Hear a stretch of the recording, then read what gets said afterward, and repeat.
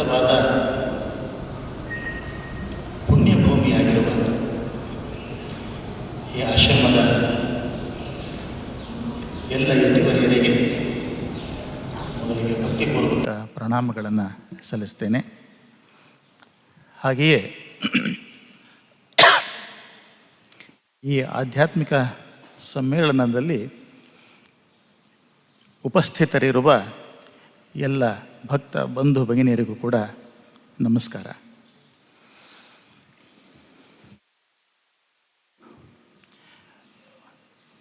ಬಹುಶಃ ಮೊದಲಿಗೆ ಸ್ವಾಮಿ ವಿವೇಕಾನಂದರ ಒಂದು ಮಾತಿನಿಂದ ನನ್ನ ವಿಚಾರ ಮಂಡನೆಯನ್ನು ಪ್ರಾರಂಭಿಸಬಹುದು ಅಂತ ಅಂದ್ಕೊಳ್ತೇನೆ. ಸ್ವಾಮಿ ವಿವೇಕಾನಂದರು ಶ್ರೀರಾಮಕೃಷ್ಣರ ಬಗೆಗೆ ರಚಿಸಿರುವಂಥ ಒಂದು ಪ್ರಸಿದ್ಧವಾದ ಪ್ರಣಾಮ ಮಂತ್ರ, ಪ್ರತಿನಿತ್ಯ ಅದನ್ನು ನಾವು ಪ್ರಾರ್ಥನೆಯಲ್ಲಿ ಹಾಡ್ತೇವೆ. ಅದು ನಮಗೆಲ್ಲ ಪರಿಚಯ ಆಗಿರುವಂಥದ್ದು.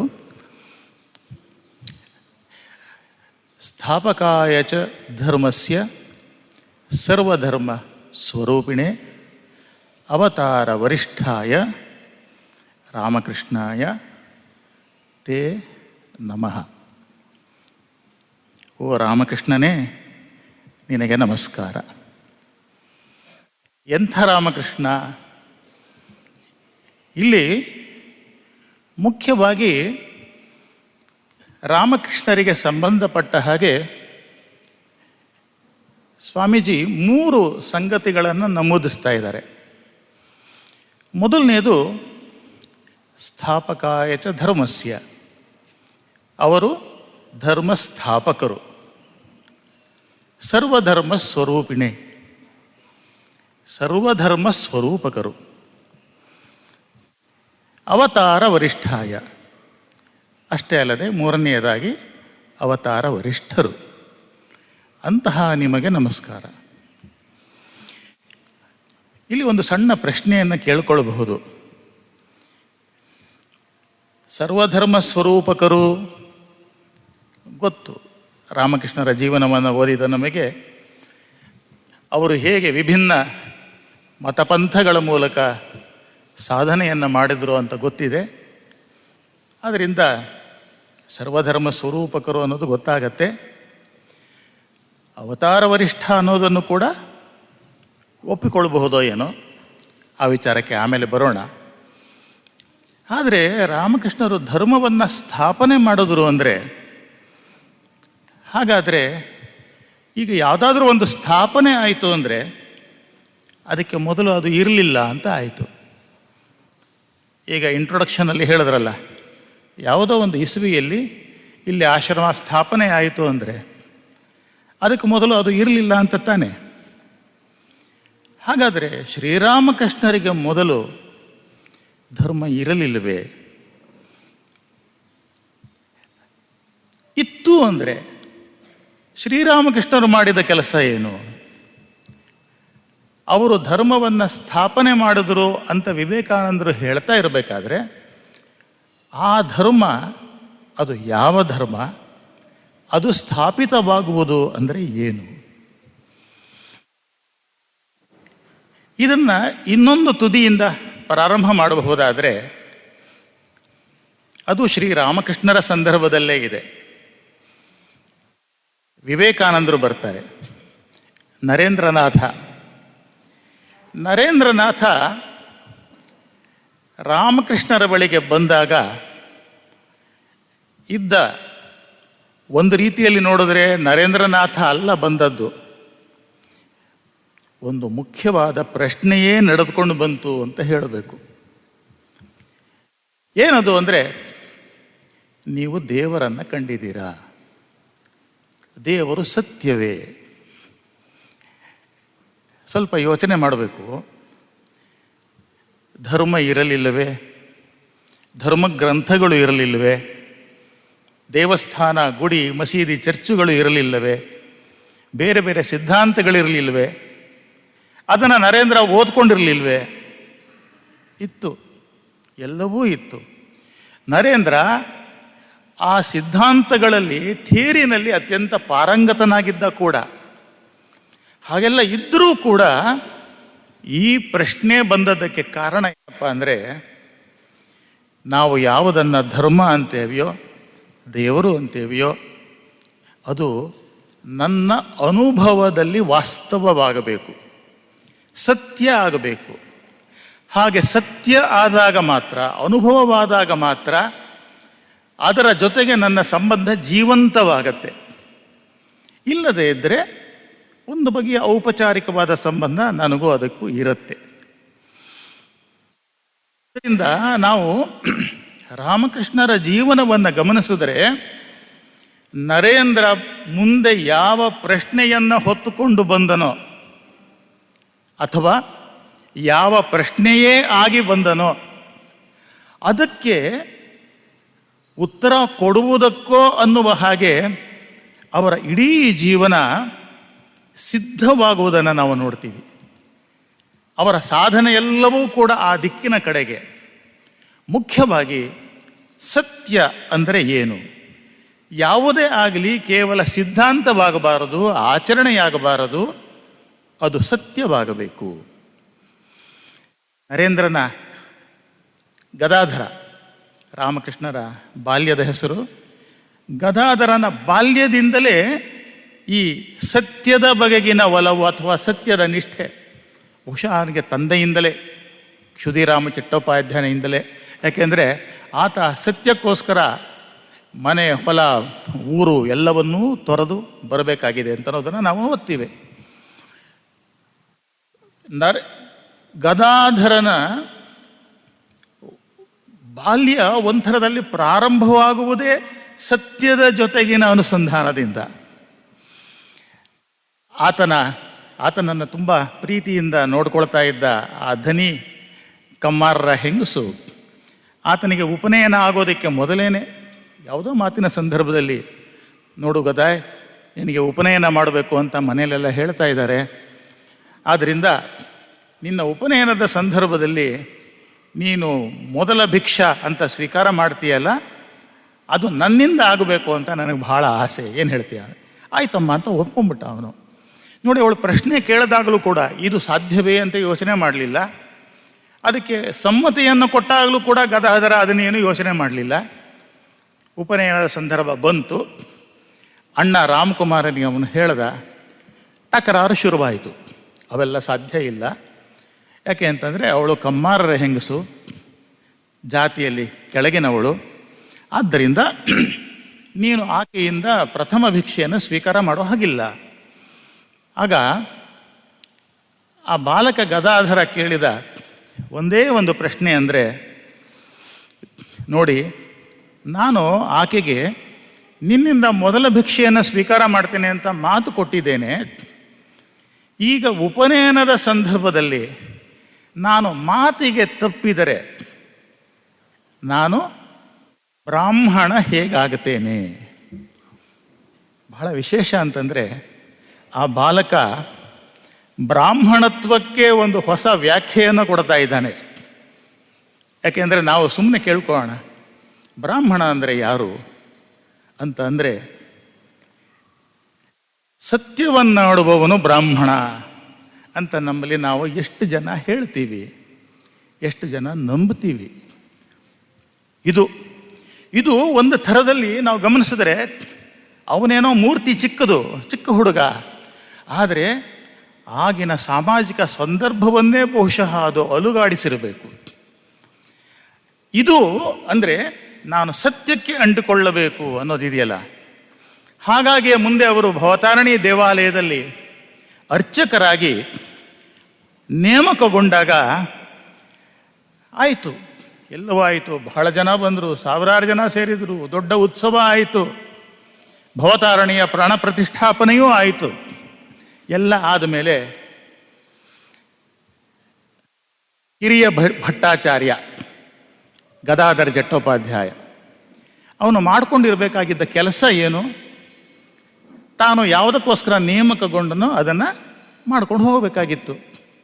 ಆದರೆ ಆ ಭವತಾರಿಣಿಯ ಮುಂದೆ ನಿಂತು ಅಷ್ಟೆಲ್ಲ ಆದಮೇಲೆ ಈತ ಒಂದು ಪ್ರಶ್ನೆ ಕೇಳ್ತಾ ಇದ್ದಾನೆ, ಅಮ್ಮ ನೀನು ಇರೋದು ನಿಜವೇ ಅಂತ. ಇತಿಹಾಸದಲ್ಲಿ ಯಾವ ಅರ್ಚಕನಾದರೂ ದೇವರ ಮುಂದೆ ನಿಂತುಕೊಂಡು ಪೂಜೆ ಮಾಡಯ್ಯ ನೀನು ಅಂತ ಕಳಿಸಿದ್ರೆ ತನ್ನ ದೇವರನ್ನು ಅಯ್ಯ ಭಗವಂತ, ಅಮ್ಮ ಭಗವತಿ ನೀನು ಇರೋದು ನಿಜಾನ ಅಂತ ಪ್ರಶ್ನೆ ಹಾಕಿಕೊಂಡ ನಿದರ್ಶನ ಇದೆಯೇ? ಯಾಕೆ ಅಂತಂದರೆ, ನಾನು ಪೂಜೆ ಮಾಡುವುದು ಅಂತ ಅಂದರೆ ಕೇವಲ ಯಾವುದೋ ಒಂದು ಯಾಂತ್ರಿಕವಾದ ಆಚರಣೆಯಲ್ಲಿ ತೊಡಗುವಂಥದ್ದು ಅಲ್ಲ. ತಾಯಿ ನನ್ನ ಪಾಲಿಗೆ ಸತ್ಯವಾಗಬೇಕು, ಅದು ನನ್ನ ಅನುಭವವಾಗಬೇಕು, ಸಾಕ್ಷಾತ್ಕಾರವಾಗಬೇಕು. ಹಾಗೆ ಆದಾಗ ಮಾತ್ರ, ಸತ್ಯವಾದಾಗ ಮಾತ್ರ ನನ್ನ ಅಸ್ತಿತ್ವಕ್ಕೆ ಅರ್ಥ. ಸತ್ಯದಲ್ಲಿ ಅಸ್ತಿತ್ವ, ಹಾಗೆ ನೋಡಿದ್ರೆ ಅಸ್ತಿತ್ವ ಅಂದರೆಯೇ ಸತ್ಯ, ಸತ್ ಅಂದರೆಯೇ ಅಸ್ತಿತ್ವ.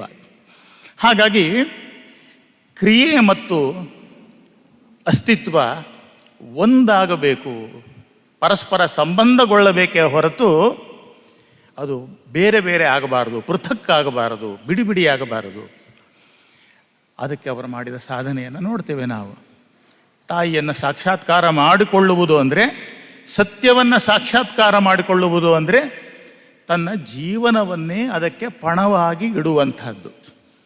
ಯಾಕೆಂದರೆ ನನ್ನ ಜೀವಕ್ಕಿಂತ ಪ್ರಾಣಕ್ಕಿಂತ ಹೆಚ್ಚು ಮುಖ್ಯವಾದದ್ದು ಸತ್ಯ ಅನ್ನೋದು.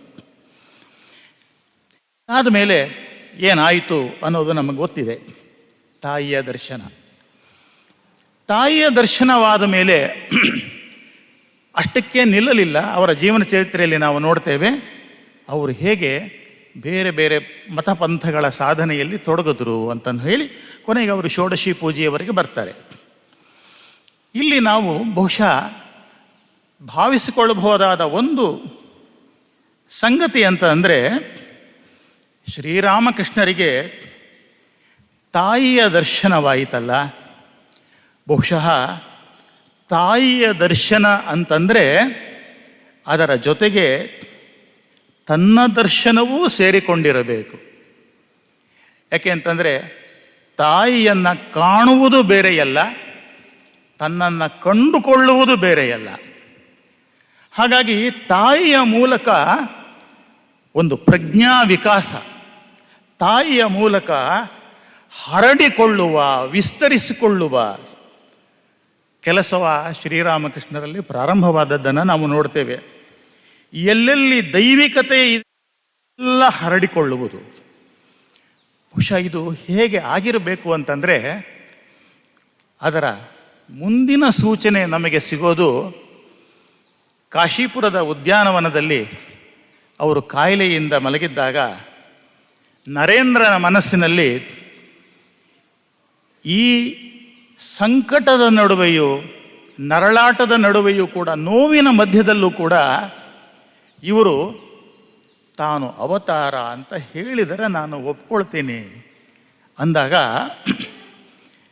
ರಾಮಕೃಷ್ಣರು ಅವನ ಮುಖವನ್ನು ನೋಡಿ ಅವನೇನು ಕೇಳಿಯೇ ಇಲ್ಲ. ಯಾರು ರಾಮನು, ಯಾರು ಕೃಷ್ಣನೋ ಅವನೇ ಈಗ ರಾಮಕೃಷ್ಣ ಈ ಶರೀರದಲ್ಲಿ, ಇನ್ನು ವೇದಾಂತದ ಅರ್ಥದಲ್ಲಿ ಅಲ್ಲ ಅನ್ನುವಂಥ ಸ್ಪಷ್ಟೀಕರಣವನ್ನು ಕೂಡ ಕೊಡ್ತಾರೆ. ಬಹುಶಃ ಇಲ್ಲಿ ನಮಗೆ ಒಂದು ಮುಖ್ಯವಾದ ಸುಳಿವು ಸಿಗತ್ತೆ ಅಂತ ನಾನು ಭಾವಿಸ್ತೇನೆ.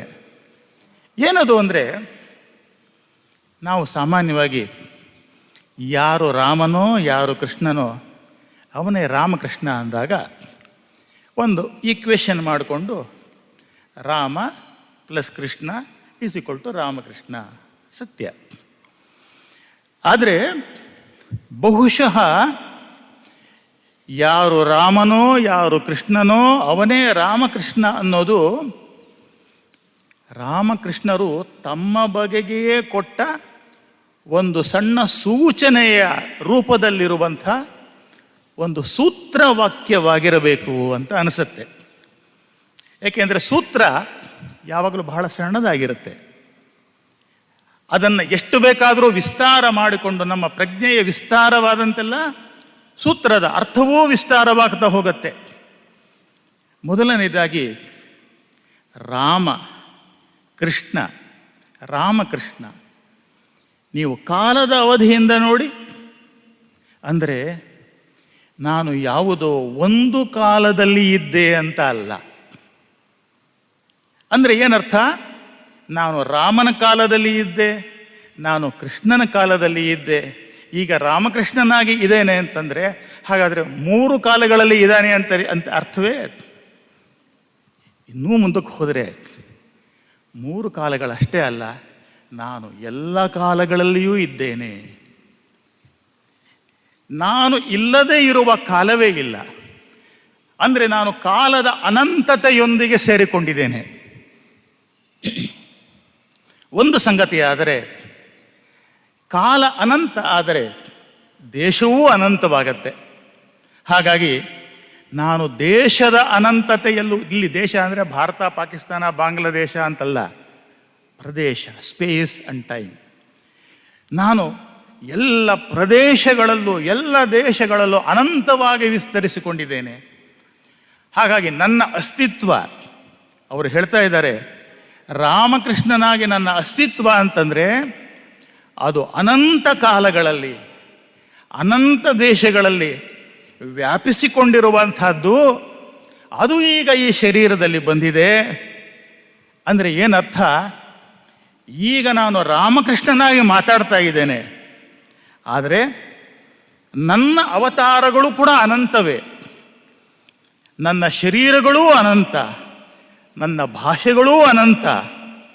ನಾನು ಯಾವತ್ತಿಗೂ ಆಗತಲೇ ಇರುವಂಥವನು. ಸ್ವಲ್ಪ ವಿಸ್ತರಿಸ್ಕೊಳ್ಬಹುದಾದರೆ ಅವರು ಈ ಮಾತಿನ ಮೂಲಕ ಸೂಚನೆ ಕೊಡ್ತಾ ಇರಬೇಕು, ನಾನು ರಾಮನಾಗಿ ಮಾತಾಡಿದ್ದೇನೆ, ಕೃಷ್ಣನಾಗಿ ಮಾತಾಡಿದ್ದೇನೆ. ಇನ್ನೂ ಹೇಳಬಹುದಾದರೆ ವೇದಗಳಲ್ಲಿ ಮಾತಾಡಿದವನು ನಾನು, ಉಪನಿಷತ್ತುಗಳಲ್ಲಿ ಮಾತಾಡಿದವನು ನಾನು, ಗೀತೆಯಲ್ಲಿ ಮಾತಾಡಿದವನ ನಾನು. ಅಷ್ಟೇ ಅಲ್ಲ, ಬೈಬಲ್, ಕುರಾನ್ ಮತ್ತು ಇನ್ನು ಯಾವ್ಯಾವ ಧರ್ಮಗ್ರಂಥಗಳಿವೆಯೋ ಅವುಗಳಲ್ಲೆಲ್ಲ ಮಾತಾಡಿದವನು ನಾನೇ ಎಂಬ ಒಂದು ಅವಧಾರಣೆ ರಾಮಕೃಷ್ಣರ ಮಾತಿನ ಮೂಲಕ ವ್ಯಕ್ತ ಆಗತ್ತೆ. ಅಷ್ಟೇ ಅಲ್ಲ, ಇಂದು ಈ ಯುಗದಲ್ಲಿ, ಈ ಯುಗದ ಅಗತ್ಯಕ್ಕೆ ನಾನು ಹೀಗೆ ಮಾತನಾಡಬೇಕಾಗಿದೆ. ಆದ್ದರಿಂದ ಈಗ ರಾಮಕೃಷ್ಣನಾಗಿ ಮಾತಾಡ್ತಾ ಇದ್ದೇನೆ, ಮುಂದೆಯೂ ಮಾತಾಡ್ತೇನೆ. ಅಷ್ಟೇ ಅಲ್ಲ, ಮಾನವತೆ ಎಲ್ಲಿಯವರೆಗೆ ದೇವರೊಂದಿಗೆ ಒಂದಾಗುವುದಕ್ಕೆ ಚಲಿಸ್ತಾ ಇರುತ್ತೋ ಅಲ್ಲಿಯವರೆಗೂ ನಾನು ಮಾತಾಡ್ತಲೇ ಇರ್ತೇನೆ. ಆದ್ದರಿಂದ ಈ ಅವತಾರ ವರಿಷ್ಠ, ಸರ್ವಧರ್ಮ ಸ್ವರೂಪಕ, ಈ ನೆಲೆಯಲ್ಲಿ ನೋಡಿದರೆ ಈಗ ರಾಮಕೃಷ್ಣರದು ಒಂದು ರೀತಿಯಲ್ಲಿ ಅಪ್ಡೇಟೆಡ್ ವರ್ಷನ್. ಹಾಗೆ ನೋಡಿದ್ರೆ ರಾಮಕೃಷ್ಣರು ಈ ಹಿನ್ನೆಲೆಯನ್ನು ಕೊಟ್ಟ ಮೇಲೆ ಸ್ಥಾಪಿತವಾಗಿರುವ ಧರ್ಮ ಅದು ಸಾಕ್ಷಾತ್ಕಾರದ ಅನುಭವದ ಧರ್ಮ ಅಷ್ಟೇ ಅಲ್ಲ. ಬಹುಶಃ ರಾಮಕೃಷ್ಣರನ್ನು ಕೇಳಿದ್ರೆ, ಮಹಾಶಯರೇ ನಿಮ್ಮ ಪೂಜೆ ಆರಾಧನೆ ಎಲ್ಲೆಲ್ಲಿ ನಡೀತಾ ಇದೆ ಅಂತಂದರೆ ಬಹುಶಃ ಅವರು ಹೇಳಿ ಯಾರು, ದೇವಾಲಯಗಳಲ್ಲಿ, ಚರ್ಚುಗಳಲ್ಲಿ, ಮಸೀದಿಗಳಲ್ಲಿ, ಗುರುದ್ವಾರಗಳಲ್ಲಿ ಯಾವ ಯಾವ ಬಗೆಯ ಪೂಜೆ ಪ್ರಾರ್ಥನೆಗಳು ಸಲ್ಲುತ್ತಾ ಇವೆಯೋ, ಯಾವ ಯಾವ ಆಚರಣೆಗಳು ಜರುಗುತ್ತಾ ಇವೆಯೋ ಅವುಗಳೆಲ್ಲದರ ಗುರಿ ನಾನೇ. ಎಲ್ಲ ಭಾಷೆ, ಎಲ್ಲ ಬಣ್ಣ, ಎಲ್ಲ ಆಕಾರ ನನ್ನದು. ನಾನು ಸರ್ವವ್ಯಾಪಿ ಅನ್ನುವಂಥದ್ದು. ಈ ದೃಷ್ಟಿಯಿಂದ ನೋಡಿದ್ರೆ ನನಗೆ ಒಂಥರದಲ್ಲಿ ರಾಮಕೃಷ್ಣರ ಭಾವವನ್ನು ಹೀಗೆ ವಿಸ್ತರಿಸಿಕೊಂಡಾಗ ದೇವಿ ಸೂಕ್ತದ ಮಾತುಗಳು ನೆನಪಾಗತ್ವೆ. ದೇವಿ ಸೂಕ್ತ ಅಂತ ಇದೆ, ಅಹಂ ರುದ್ರೇವಿ ರಸುವಶ್ಚರಾಮ್ ಕೇಳಿರಬಹುದು. ಅಲ್ಲಿ ದೇವಿ ತನ್ನ ಅಸ್ತಿತ್ವದ ವಿವರಣೆಯನ್ನು ಕೊಡ್ತಾಳೆ. ಏಕಾದಶ ರುದ್ರರ ರೂಪದಲ್ಲಿ ಸಂಚರಿಸುವುದು ನಾನೇ, ಅಷ್ಟವಸುಗಳ ರೂಪದಿಂದ ಸಂಚರಿಸುವವಳು ನಾನೇ, ದ್ವಾದಶ ಆದಿತ್ಯರ ರೂಪದಲ್ಲಿ ಸಂಚರಿಸುವವಳು ನಾನೇ. ಅಷ್ಟೇ ಅಲ್ಲ, ಮುಂದೆ ಆಕೆ ಹೇಳ್ತಾಳೆ, ನಾನು ಸಮಸ್ತ ವಿಶ್ವದ ಸ್ವಾಮಿನಿಯಾಗಿದ್ದೇನೆ, ನಾನು ಸಕಲ ಸಂಪತ್ತಿನ ನೆಲೆಯಾಗಿದ್ದೇನೆ, ಇತ್ಯಾದಿ ಇತ್ಯಾದಿ. ಹೇಗೆ ನಾನು ಎಲ್ಲವನ್ನೂ ಆವರಿಸಿಕೊಂಡಿದ್ದೇನೆ, ಹೇಗೆ ಎಲ್ಲವೂ ಆಗಿದ್ದೇನೆ ಅಂತನ್ನೋದು. ಈ ಹಿನ್ನೆಲೆಯಲ್ಲಿ ನೋಡಿದಾಗ ಬಹುಶಃ ರಾಮಕೃಷ್ಣರ ಬೇರೆ ಬೇರೆ ಮತಧರ್ಮಗಳ ಮೂಲಕ ಅವರು ಎಲ್ಲೆಲ್ಲಿ ಹರಡಿಕೊಂಡ್ರು ಒಂದು ದೃಷ್ಟಿಯಿಂದ ನೋಡಿದ್ರೆ ಅದು ಸಾಧನೆ. ಆದರೆ ಇನ್ನೊಂದು ದೃಷ್ಟಿಯಿಂದ ನೋಡಿದ್ರೆ ಅವರೇ ಎಲ್ಲವೂ ಆಗಿದ್ದರಿಂದ ಬಹುಶಃ ಈ ಕಾಲದ ವಿವಿಧ ಮತಪಂಥಗಳನ್ನು ಅವರು ಮತ್ತೊಮ್ಮೆ ಸಾಬೀತು ಮಾಡುವುದಕ್ಕೋ ಅನ್ನುವ ಹಾಗೆ, ಅವುಗಳ ಸತ್ಯತೆಯನ್ನು ಮತ್ತೊಮ್ಮೆ ರುಜುವಾತುಪಡಿಸುವುದಕ್ಕೋ ಅನ್ನುವ ಹಾಗೆ ಒಂಥರದಲ್ಲಿ ಕಾಂಟೆಂಪ್ರರಿ ವೆರಿಫಿಕೇಷನ್, ಸಮಕಾಲೀನ ಸಂದರ್ಭದಲ್ಲಿ ಎಷ್ಟೆಷ್ಟು ಬಗೆಯ ಆರಾಧನಾ ವಿಧಾನಗಳಿದೆಯೋ, ತಪಸ್ಸಿನ ವಿವಿಧ ನೆಲೆಗಳಿವೆಯೋ ಅವೆಲ್ಲದರಲ್ಲೂ ಕೂಡ ಅವರು ಹರಿದಾಡಿ ಬಂದು ಒಂಥರದಲ್ಲಿ ನೋಡಿದ್ರೆ ರೀವಿಸಿಟಿಂಗ್ ಅಂತ ಅಂತಾರೆ. ಹೇಗೆ ತಾನೇ ಎಲ್ಲವೂ ಆಗಿದ್ದರೂ ಕೂಡ ಈ ಕಾಲದಲ್ಲಿ ಮತ್ತೆ ತಾನೇ ಎಲ್ಲವೂ ಅಂತ ಅನ್ನೋದನ್ನು ಸಾಬೀತು ಮಾಡೋದಕ್ಕೆ ಅನ್ನೋ ಹಾಗೆ. ಆದ್ದರಿಂದಲೇ ಹೀಗೆ ಯೋಚನೆ ಮಾಡಿದಾಗ ನಮಗೆ ಗೊತ್ತಾಗತ್ತೆ ಶ್ರೀರಾಮಕೃಷ್ಣರ ಆಯಾಮಗಳು ಇದೆಯಲ್ಲ, ಸರಳವಾಗಿ ಹೇಳೋದಾದರೆ ಒಂದು ಆಯಾಮ ಕಾಲದೇಶ ಬದ್ಧವಾದದ್ದು. ಅಂದರೆ ರಾಮಕೃಷ್ಣರ ಬಯೋಗ್ರಫಿ ನಾವು ತಗೊಂಡ್ರೆ 1836 ಫೆಬ್ರವರಿ 18ರಿಂದ ಅಂದಹಾಗೆ ಇವತ್ತು ಫೆಬ್ರವರಿ 18. ರಾಮಕೃಷ್ಣರ ಹ್ಯಾಪಿ ಬರ್ಡೇ ಇವತ್ತು. ಹ್ಯಾಪಿ ಬರ್ಡೇ ಹೇಳ್ಬೋದಾ? ಅವರು ಹ್ಯಾಪಿ ಅಂತಂದ್ರೇನು? ಅವರ ಉದ್ದೇಶ ಎಲ್ಲರನ್ನೂ ಹ್ಯಾಪಿಯಾಗಿ ಮಾಡೋದು. ಇರಲಿ, ತಕ್ಷಣಕ್ಕೆ ಜ್ಞಾಪಕ ಬಂತು. ಫೆಬ್ರವರಿ 18, 1836ರಿಂದ ಆಗಸ್ಟ್ 15, 1886 ಅವಧಿ, ಕಾಲದ ಅವಧಿ. ಆಮೇಲೆ ಕಾಮಾರ್ಪುಕ್ಕೂರು, ಕಲ್ಕತ್ತಾ ಇತ್ಯಾದಿ ಇತ್ಯಾದಿ ದೇಶದ ವ್ಯಾಪಕತೆ, ಕಾಲದೇಶಗಳಲ್ಲಿರುವ ಅಸ್ತಿತ್ವ. ಅಂದರೆ ಶ್ರೀರಾಮಕೃಷ್ಣರ ಅಸ್ತಿತ್ವಕ್ಕೆ ಇನ್ನೊಂದು ಕಾಲದೇಶ ಮುಕ್ತವಾದ ಒಂದು ಆಯಾಮ. ರೋಮೆರೋಲಾ ತಾನು ರಾಮಕೃಷ್ಣರ ಬಗ್ಗೆ ಬರೆದ ಜೀವನ ಚರಿತ್ರೆಯಲ್ಲಿ ಶ್ರೀರಾಮಕೃಷ್ಣರನ್ನು ಅಥವಾ ಜೀವನವನ್ನು ಆತ ವ್ಯಾಖ್ಯಾನ ಮಾಡಿದ ರೀತಿ ಎಂಥದ್ದು ಅಂತಂದರೆ 30 ಕೋಟಿ ಭಾರತೀಯರ 2000 ವರ್ಷಗಳ ಆಧ್ಯಾತ್ಮಿಕ ಜೀವನವನ್ನು ಪರಿಪೂರ್ಣಗೊಳಿಸಿದವರು ಶ್ರೀರಾಮಕೃಷ್ಣರು. ನೋಡಿ, ಇಲ್ಲಿ ಕಾಲ ದೇಶ ಇದು ಬೇರೆಯೇ ಆಯಾಮವನ್ನು ತಗೊಳ್ತು. ಇನ್ನೊಂದು ಮಾತು ಒಬ್ಬರು ಚಿಂತಕರದು, ಅವ್ರು ಹೇಳ್ತಾರೆ Sri Ramakrishna is A universal religion. ಶ್ರೀರಾಮಕೃಷ್ಣರು ಸ್ಥಾಪನೆ ಮಾಡಿದ್ದಲ್ಲ, ಶ್ರೀರಾಮಕೃಷ್ಣದ ಎಕ್ಸಿಸ್ಟೆನ್ಸ್, ಶ್ರೀರಾಮಕೃಷ್ಣ ಎಂಬ ಅಸ್ತಿತ್ವವೇ ಒಂದು ವಿಶ್ವಾತ್ಮಕ ಧರ್ಮ. In him there is something that defy all categorisation. ವ್ಯಾಖ್ಯಾನ ಮಾಡುವುದಕ್ಕೆ ಸಾಧ್ಯವಾಗದೇ ಇರುವಂಥದ್ದು ಏನೋ ಒಂದು ಅವರಲ್ಲಿ ಇದೆ, ಆ ಒಂದು ಅನಿರ್ವಚನೀಯತೆ ಇದೆ.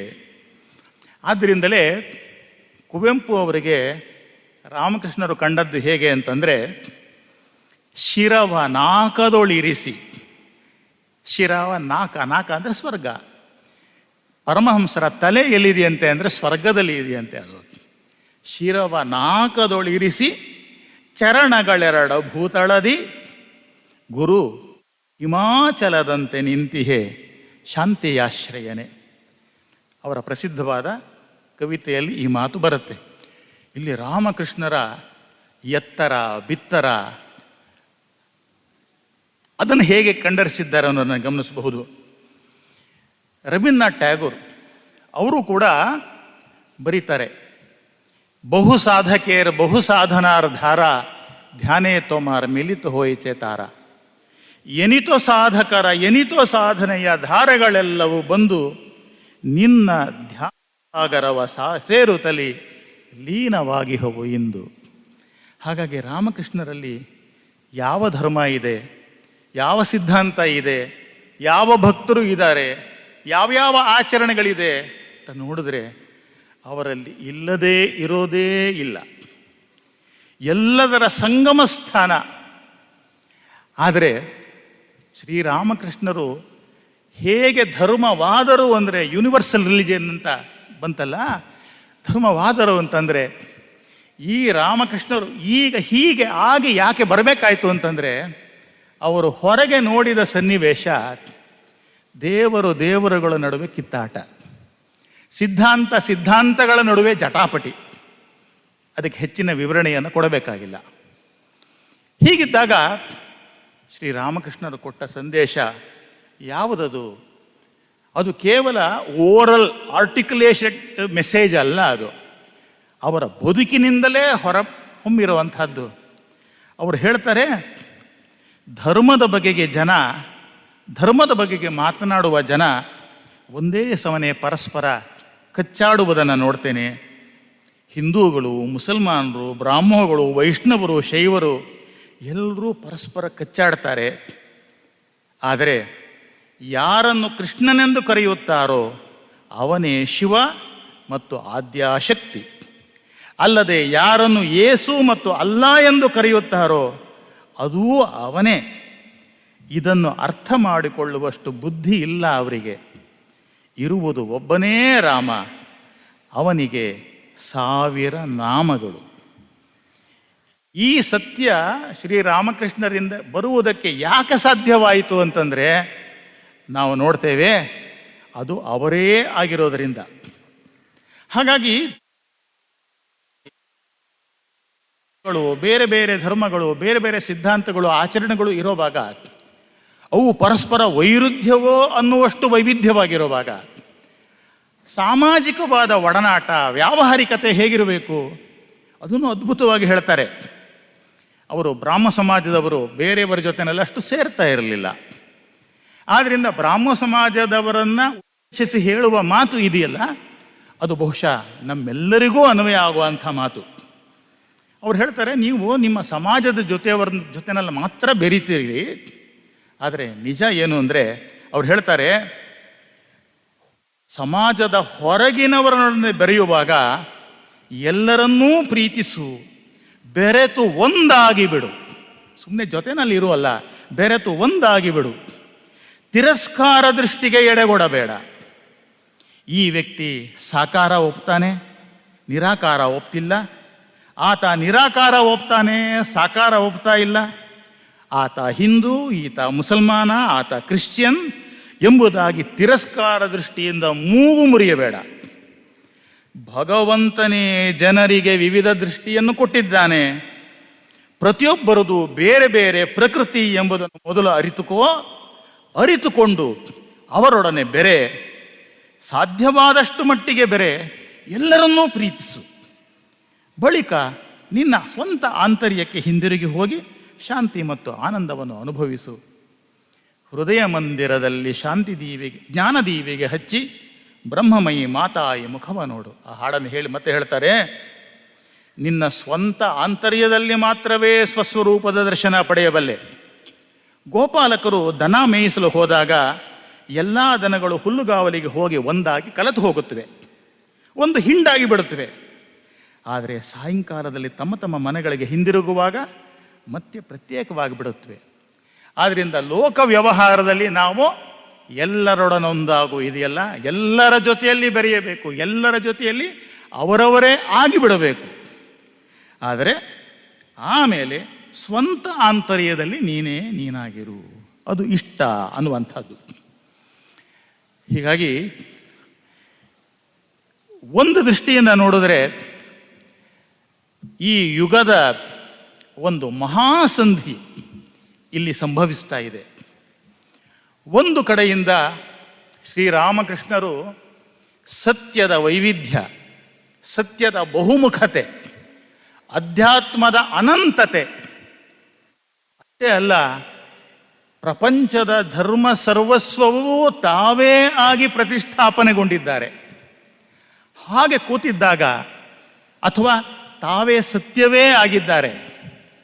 ಅಂಥ ರಾಮಕೃಷ್ಣರ ಬಳಿಗೆ ಇನ್ನೊಂದು ಚೇತನ ಬರ್ತಾ ಇದೆಯಲ್ಲ, ಇದು ಕೇವಲ ರಾಮಕೃಷ್ಣರು ಮತ್ತು ನರೇಂದ್ರ ಭೇಟಿ ಮಾಡಿದ್ದು ಅಲ್ಲ, ಈ ಯುಗದ ಒಂದು ಮಹಾಸಂಧಿ ಅದು. ಏನದು ಅಂದರೆ ನೋಡಿ, ಒಂದು ಕಡೆಗೆ ರಾಮಕೃಷ್ಣರು ಇಷ್ಟೆಲ್ಲವನ್ನೂ ಕೂಡ ತುಂಬಿಟ್ಟುಕೊಂಡ್ರ ಅನುಭವವನ್ನು, ಸತ್ಯವನ್ನು. ಅದರಿಂದ ಅವರಿಗೆ ತೃಪ್ತಿ ಆಗಲಿಲ್ಲ. ಇದನ್ನು ಯಾರಿಗೆ ಕೊಡಬೇಕು, ಇದನ್ನು ತಗೊಳ್ಳೋರು ಯಾರಿದ್ದಾರೆ? ನಾವು ನೋಡ್ತೇವೆ, ಅವರು ಅಲ್ಲಿ ಮಹಡಿಯ ಮೇಲಕ್ಕೆ ಹೋಗಿ ಕಲ್ಕತ್ತಾದ ಕಡೆಗೆ, ಅವಳಿಗೆ ತಾಯಿ ತೋರಿಸಿದ್ಲಂತೆ ಬರ್ತಾರೆ ಅಂತ. ಅವರು ಕಲ್ಕತ್ತಾದ ಕಡೆಗೆ ನೋಡ್ತಾ, ಓ ಬನ್ರೋ, ಎಲ್ಲಿದ್ದೀರೋ, ಯಾವಾಗ ಬರ್ತೀರೋ? ಅವರು ತಾಯಿಯ ದರ್ಶನಕ್ಕಾಗಿ ಹೇಗೆ ಹಂಬಲಿಸಿದ್ರೋ, ಬಹುಶಃ ಅದಕ್ಕಿಂತ ಹೆಚ್ಚು ಭಕ್ತರ ದರ್ಶನಕ್ಕೋಸ್ಕರ, ತಮ್ಮದನ್ನು ಪಡೆದುಕೊಳ್ಳುವವರಿಗೋಸ್ಕರ ಹಂಬಲಿಸ್ತಾ ಇದ್ರು. ಆದ್ದರಿಂದ ಒಂದು ಕಡೆಯಿಂದ ಈತ ಈ ಧರ್ಮಸ್ವರೂಪಿ ಇವರೂ ಕೂಡ ಹುಡುಕ್ತಲೇ ಇದ್ದರು.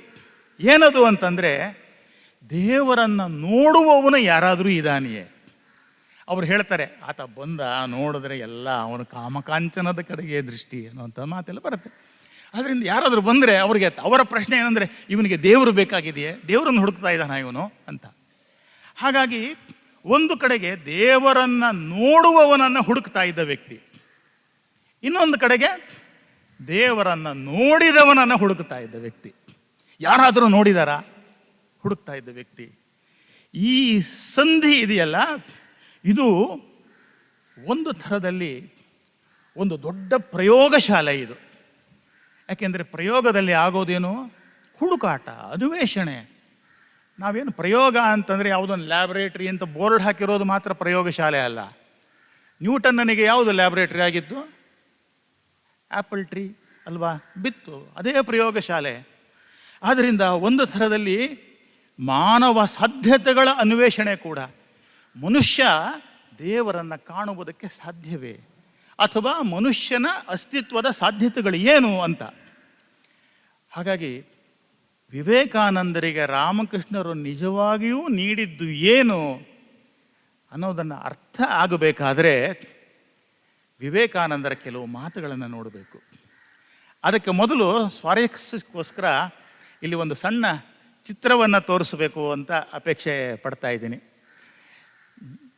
ಇದು ಒಂದು ಐತಿಹಾಸಿಕವಾದ ಚಿತ್ರ. ಇಲ್ಲಿ ಸ್ಕ್ರೀನ್ ಮೇಲೆ ತೋರಿಸ್ತೀರಾ? ಅದನ್ನು ಕೊಟ್ಟಿದ್ದೆ.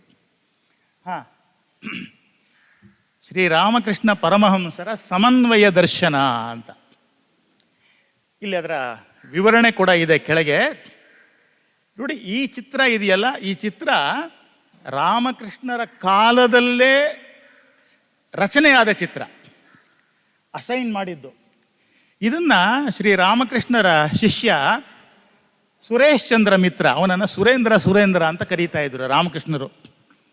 ಅವನ ಜೊತೆ ಇನ್ನೊಬ್ಬ ಶಿಷ್ಯ, ಇನ್ನೊಬ್ಬ ಭಕ್ತ ಮನಮೋಹನ್ ಮಿತ್ರ ಅಂತ ಇದ್ದ.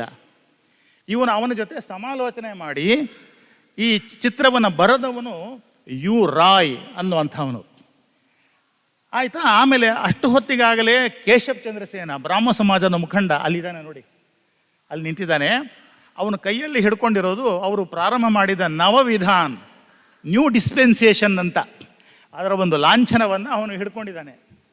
ಇಲ್ಲಿ ಶ್ರೀರಾಮಕೃಷ್ಣರು ಕೇಶವ್ ಚಂದ್ರಸೇನನಿಗೆ ಸಮನ್ವಯವನ್ನು ಬೋಧನೆ ಮಾಡ್ತಾ ಇದ್ದಾರೆ ನೋಡಿ. ಇಲ್ಲಿ ಯಾರ್ಯಾರಿದ್ದಾರೆ ಅಂದರೆ, ಸ್ವಾರಸ್ಯ ಅಂದರೆ ಚೈತನ್ಯ ದೇವ ಮತ್ತು ಯೇಸು ಕ್ರಿಸ್ತ ಒಟ್ಟಿಗೆ ಡ್ಯಾನ್ಸ್ ಮಾಡ್ತಾ ಇದ್ದಾರೆ. ಆಮೇಲೆ ಒಬ್ಬ ವೈಷ್ಣವ, ತಾಂತ್ರಿಕ, ಸಿಖ್, ಆಂಗ್ಲಿಕನ್ ಕ್ರಿಶ್ಚಿಯನ್, ಆಂಗ್ಲ ಕ್ರೈಸ್ತ, ಕನ್ಫ್ಯೂಷನ್ ಪಂಥದ ಚೀನೀಯ, ಮುಸ್ಲಿಮು, ಜೊರಾಷ್ಟ್ರ ಪಂಥದ ಒಬ್ಬ ಪಂಥಾನುಯಾಯಿ ಎಲ್ಲರೂ ಇದ್ದಾರೆ. ಇನ್ನೊಂದು ಬದಿಯಲ್ಲಿ ಹಿಂದೂ ಧರ್ಮದ ವಿವಿಧ ಮತಪಂಥೀಯರು ಆ ಕಡೆ ವಾದ್ಯಗಳನ್ನು ನುಡಿಸಿ ಅವರು ನರ್ತನ ಮಾಡ್ತಾ ಇದ್ದಾರೆ. ಈ ಚಿತ್ರವನ್ನು ಸ್ವತಃ ಶ್ರೀ ರಾಮಕೃಷ್ಣರೇ ನೋಡ್ತಾರೆ. ನೋಡಿದಾಗ, ಅದನ್ನು ನೋಡ್ತಾ ಇದ್ದಾಗ ಒಬ್ಬ ಭಕ್ತ ಹೇಳ್ತಾನೆ, ಮಹಾಶಯರೇ ನೀವು ಅದರಲ್ಲಿ ಇದ್ದೀರಿ ಅಂತ. ನೋಡಿ, ನೀವು ಇದ್ದೀರಿ ಅದರಲ್ಲಿ ಅಂತ. ಹಾಗೆ ಹೇಳಿದಾಗ ಶ್ರೀರಾಮಕೃಷ್ಣರೇ ಇದಕ್ಕೆ ಒಂದು ಭಾಷ್ಯವನ್ನು ಬರೆದಿದ್ದಾರೆ. ಅವ್ರು ಹೇಳ್ತಾರೆ, ಇದರಲ್ಲಿ ಎಲ್ಲವೂ ಇದೆ, ಇದು ನವಯುಗದ ಆದರ್ಶ, an ideal for modern age ಅಂತ. ನಾವು ಯಾವುದನ್ನಾದರೂ ತಗೊಳ್ಬೇಕು ಅಂದರೆ ಒಂದು ಉಪಕರಣ, ಅದರ ಲೇಟೆಸ್ಟ್ ವರ್ಷನ್ ತಾನೇ ನೀವು ಹೋಗೋದು. ಅದೇನೋ 3G 4G 5G 6G ಈಗ ಎಷ್ಟು G ಬಂದಿದೆಯೋ ಗೊತ್ತಿಲ್ಲ, ಲೇಟೆಸ್ಟು. ಲೇಟೆಸ್ಟ್ ಟೆಕ್ನಾಲಜಿ ಅಲ್ವಾ. ರಾಮಕೃಷ್ಣರು ಧರ್ಮದ ಇತಿಹಾಸದಲ್ಲಿ ಲೇಟೆಸ್ಟ್ ಟೆಕ್ನಾಲಜಿ. ಯಾಕೆ ಅಂತಂದರೆ ಹಿಂದೆ ಯಾವುದೋ ಒಂದು ಭಾವ, ಒಂದು ಮತ, ಒಂದು ವಿಧಾನ ಇದ್ದರೆ ಶ್ರೀರಾಮಕೃಷ್ಣರಲ್ಲಿ ಈಗ ಎಲ್ಲವೂ ಸೇರಿಕೊಂಡಿದೆ. ಇದಕ್ಕೆ ವಿವೇಕಾನಂದರು ಹೇಳುವಂಥ ಮಾತು ಏನು ಅಂತಂದರೆ, ಹಿಂದಿನ ಅದೆಷ್ಟು ಅವತಾರಗಳು ಏಕತ್ರಗೊಂಡು ಆ ಶರೀರವಾಯಿತೋ ಅದನ್ನು ಇಡೀ ಜೀವನ ತಪಸ್ಸು ಮಾಡಿಯೂ ನಮಗೆ ಕಿಂಚಿತ್ತೂ ಗ್ರಹಿಸಲು ಸಾಧ್ಯವಾಗಲಿಲ್ಲ. ಇದು ವಿವೇಕಾನಂದರ ಮಾತು. ಆದ್ದರಿಂದ ಅವರ ಬಗ್ಗೆ ಮಾತನಾಡಬೇಕಾದರೆ ಅತ್ಯಂತ ಎಚ್ಚರದಿಂದ, ಸಂಯಮದಿಂದ ಮಾತನಾಡಬೇಕಾಗತ್ತೆ. ಬಹುಶಃ ರಾಮಕೃಷ್ಣರನ್ನು ಭಾವಿಸಬೇಕಾದರೆ, ಅವರನ್ನು ನಮ್ಮ ಧ್ಯಾನ ವಸ್ತುವನ್ನಾಗಿ ಮಾಡಿಕೊಳ್ಳಬೇಕಾದರೆ ನಮಗೆ ವಿವೇಕಾನಂದರೇ ದಾರಿ ಅಂತ ಅನಿಸುತ್ತೆ. ಅವರು ಎಂಥ ಮಾತುಗಳನ್ನು ಆಡಿದ್ದಾರೆ ಅಂತಂದರೆ, ಬಹುಶಃ ರಾಮಕೃಷ್ಣರ ಅವತರಣದ ಪ್ರಾಧಾನ್ಯ ಮತ್ತು ಪ್ರಾಮುಖ್ಯ, ವೈಶಿಷ್ಟ್ಯ ಅದನ್ನು ನಾವು ವಿವೇಕಾನಂದರ ಮೂಲಕವೇ ಗ್ರಹಿಸಬೇಕು. ಅವರು ಹೇಳ್ತಾರೆ, ಇನ್ನು ಕೆಲವು ಮಾತುಗಳನ್ನು ನನಗೆ ಹೇಳದೇ ಇರೋಕ್ಕೆ ಸಾಧ್ಯವೇ ಇಲ್ಲ. ಅದರಲ್ಲೂ ವಿವೇಕಾನಂದರು ಇಲ್ಲಿ ಇದ್ದಾರೆ, ಆದ್ದರಿಂದಲೇ ಇದನ್ನು ಹೇಳಬೇಕಾಗಿದೆ. ಮತ್ತೆ ಶ್ರೀರಾಮಕೃಷ್ಣರು ಹುಟ್ಟಿದ ದಿನದಿಂದ ಸತ್ಯಯುಗ ಪ್ರಾರಂಭವಾಗಿದೆ. ಪುರುಷ ಸ್ತ್ರೀ, ಬಡವ ಬಲ್ಲಿದ, ಅನಕ್ಷರಸ್ಥ ಅಕ್ಷರಸ್ಥ, ಬ್ರಾಹ್ಮಣ ಚಂಡಾಲ, ಹಿಂದೂ ಕ್ರೈಸ್ತ ಮುಸಲ್ಮಾನ, ಈ ಎಲ್ಲ ಭೇದ ಭಾವ ಈಗ ಹಳೆಯ ಕಾಲಕ್ಕೆ ಸೇರಿದ್ದು. ಮತ್ತೊಂದು ಕಡೆ ಹೇಳ್ತಾರೆ, ಯಾಕೆ ನಮಗೆ ಶ್ರೀರಾಮಕೃಷ್ಣರು ಬೇಕು ಅಂದರೆ, ಹಿಂದಿನ ಅವತಾರಗಳೆಲ್ಲ ಶ್ರೇಷ್ಠವೇ ನಿಜ, ರಾಮನೂ ಅವರೇ, ಕೃಷ್ಣನೂ ಅವರೇ, ಎಲ್ಲವೂ ಅವರೇ ನಿಜ. ಆದರೆ ಇದು ಈ ಯುಗದ ನವಧರ್ಮ. ಯೋಗ, ಜ್ಞಾನ, ಭಕ್ತಿ ಮತ್ತು ಕರ್ಮ ಇವುಗಳ ಸಮನ್ವಯ. ದೊಡ್ಡವರು ಚಿಕ್ಕವರು, ಗಂಡಸರು ಹೆಂಗಸರು ಎಂಬ ಭೇದವಿಲ್ಲದೆ ಅಂತ್ಯಜರಿಗೂ ಕೂಡ ಜ್ಞಾನ ಭಕ್ತಿಗಳನ್ನು ಪ್ರಸಾರ ಮಾಡುವುದು. ಹಿಂದಿನ ಅವತಾರಗಳೆಲ್ಲ ಶ್ರೀರಾಮಕೃಷ್ಣರಲ್ಲಿ ಸಮನ್ವಯಗೊಂಡಿದ್ದಾರೆ. ಅಲ್ಲದೆ ಅವರೆಲ್ಲ ಹಿಂದಿನವರು ಒಂದು ಮಟ್ಟಿಗೆ ಹಳಬರೂ ಆಗಿಬಿಟ್ಟಿದ್ದಾರೆ. ಈಗ ನಮಗಿರುವ ಹೊಸ ಭಾರತ, ಅದರ ಹೊಸ ದೇವರು, ಹೊಸ ಧರ್ಮ, ಹೊಸ ವೇದಗಳು, ಓ ದೇವರೇ, ಒಂದೇ ಸಮನೆ ಪ್ರಾಚೀನತೆಯ ಪ್ರವರವನ್ನು ಪಠಿಸುವ ಈ ಗೀಳಿನಿಂದ ನಮ್ಮ ನಾಡು ಮುಕ್ತವಾಗುವುದು ಯಾವಾಗ? ಇರಲಿ, ಒಂದು ಸ್ವಲ್ಪ ಮತಭ್ರಾಂತಿ ಕೂಡ ಅಗತ್ಯ, ಆದರೆ ಇತರರ ಬಗೆಗೆ ಅನಾದರ ಕೂಡದು ಅಂತ. ಅಷ್ಟೇ ಅಲ್ಲ, ಇವತ್ತಿಗೆ ರಾಮಕೃಷ್ಣರು ನಮಗೆ ಯಾಕೆ ಬೇಕು ಅಂತಂದರೆ, ವಿವೇಕಾನಂದರು ಹೇಳ್ತಾರೆ, ಪ್ರಾಚೀನ ಋಷಿ ಮುನಿಗಳ ಆದರ್ಶ ಇಂದಿಗೂ ಅನುಷ್ಠಾನ ಸಾಧ್ಯವೇ ಅಂದರೆ ಅದಕ್ಕೆ ಶ್ರೀರಾಮಕೃಷ್ಣರ ಜೀವನವೇ ಉತ್ತರ. ಯಾವುದನ್ನು ಹಿಂದೂ ಜನಾಂಗ ಶತಶತಮಾನಗಳಿಂದ ಭಾವಿಸಿಕೊಂಡು ಬಂದಿತ್ತೋ ಅದನ್ನು ಒಂದು ಬದುಕಿನಲ್ಲಿ ಬಾಳದವರು ಶ್ರೀರಾಮಕೃಷ್ಣರು. ಆದ್ದರಿಂದ ಶ್ರೀರಾಮಕೃಷ್ಣರ ಜೀವನವನ್ನು ಅಧ್ಯಯನ ಮಾಡದೆ ವೇದ, ವೇದಾಂತ, ಭಾಗವತ ಹಾಗೂ ಇನ್ನಿತರ ಪುರಾಣಗಳ ನಿಜವಾದ ಅರ್ಥವನ್ನು ತಿಳಿಯುವುದಕ್ಕೆ ಸಾಧ್ಯವಿಲ್ಲ ಅಂತ. ಅಷ್ಟೇ ಅಲ್ಲ, ವಿವೇಕಾನಂದರು ಹಿಂದೂ ಧರ್ಮ ಮತ್ತು ಶ್ರೀರಾಮಕೃಷ್ಣ ಅಂತ ಅವರೊಂದು ಪ್ರಸಿದ್ಧವಾದ ಒಂದು ಲೇಖನ ಇದೆ. ಲೀಲಾ ಪ್ರಸಂಗದಲ್ಲೂ ಇದೆ ಮತ್ತು ಕೃತಿಶ್ರೇಣಿಯಲ್ಲೂ ಕೂಡ ಇದೆ. ಅವ್ರು ಹೇಳ್ತಾರೆ, ಶ್ರೀರಾಮಕೃಷ್ಣರು ಯಾಕೆ ಬಂದರು ಅಂತಂದರೆ, ವೇದದ ಮರು ವ್ಯಾಖ್ಯಾನ ಆಗಬೇಕಾಗಿದೆ ಶ್ರೀರಾಮಕೃಷ್ಣರ ಜೀವನದ ಬೆಳಕಿನಲ್ಲಿ.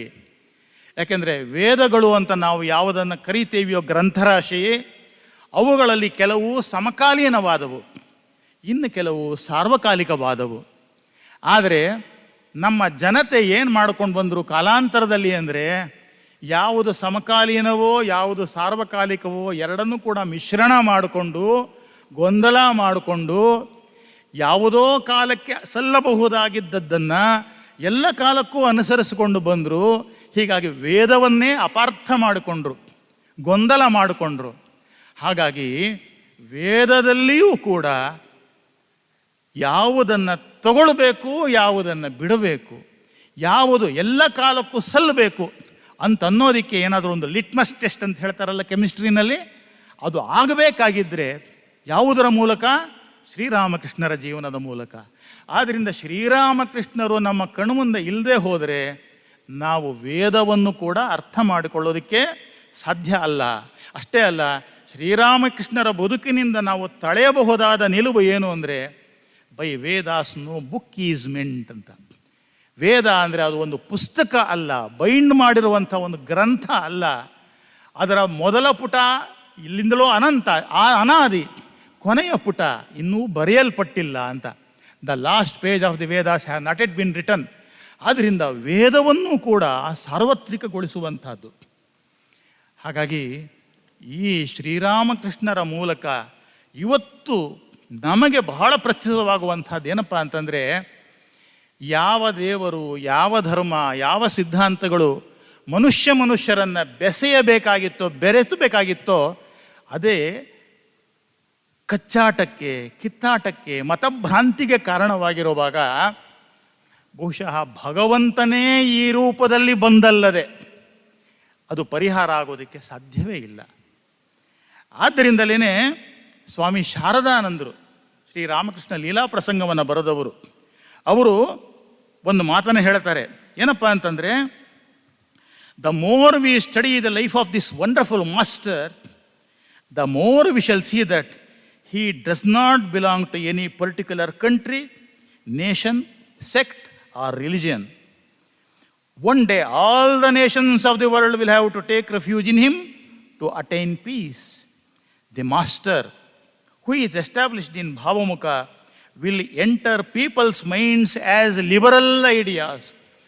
ಶ್ರೀ ರಾಮಕೃಷ್ಣರು ಈಗ ಅವತಾರಗೊಳ್ಳುವುದು, ವಾಸ್ತವವಾಗುವುದು, ವ್ಯಾವಹಾರಿಕವಾಗುವುದು ಹೇಗೆ ಅಂದರೆ, ಅವರು ಉದಾತ್ತ ಚಿಂತನೆ ಮತ್ತು ಭಾವಗಳ ಮೂಲಕ ಎಲ್ಲರಲ್ಲೂ ಪ್ರವೇಶ ಮಾಡ್ತಾರೆ.